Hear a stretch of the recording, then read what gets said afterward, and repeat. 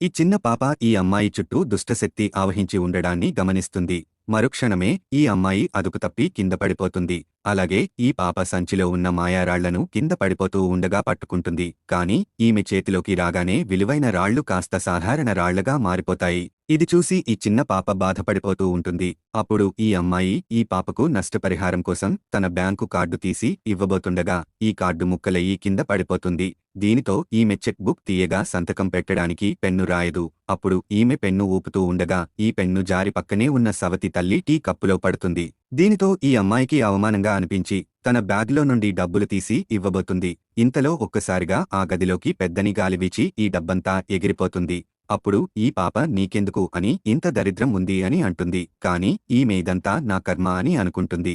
ఇంతలో పక్కనే ఉన్న సవతి తల్లి ఆమె కూతురు వెటకారంగా నవ్వుతూ ఉంటారు. అప్పుడు ఏమైందో తెలుసుకుందామని ఈ చిన్న పాప తన మూడో కన్ను తెరిచి చూడగా అక్కడే ఉన్న చెడ్డ అమ్మాయి తన ఒంట్లో ఉన్న దరిద్రాన్ని ఈ అమ్మాయి శరీరంలోకి చాటుగా పంపిస్తూ ఉంటుంది. ఈ విషయం పాప బయట పెట్టగా ఈ చెడ్డ అమ్మాయి తాను చేసిన తప్పు ఒప్పుకోదు. అలాగే సవతి తల్లి కూడా ఈ చిన్న పాప అబద్ధం చెప్తుందని వాదిస్తుంది. అప్పుడు అక్కడే ఉన్న తండ్రి మీరంతా ఇలా దెబ్బలాడుకుంటే మన కుటుంబ పరువు పోతుందని అరుస్తాడు. ఇంతలో ఈ చిన్న పాప నేను ఈ అమ్మాయి శరీరంలో ఉన్న దరిద్రాన్ని బయటకు తీయగలనని చెప్తుంది. అప్పుడు ఈ చెడ్డ అమ్మాయి ఒక బెట్ కడుతుంది. ఒకవేళ నువ్వు ఈ అమ్మాయి శరీరంలో ఉన్న దరిద్రాన్ని దుష్టశక్తిని బయటకు తీయలేకపోతే ఈ అమ్మాయి మా ఇంటి వారసత్వాన్ని వదిలి బయటకు పోవాలని చెప్తుంది. ఈ అమ్మాయికి భయం అనిపించినప్పటికీ ఈ చిన్న పాప మీద నమ్మకంతో పందానికి ఒప్పుకుంటుంది.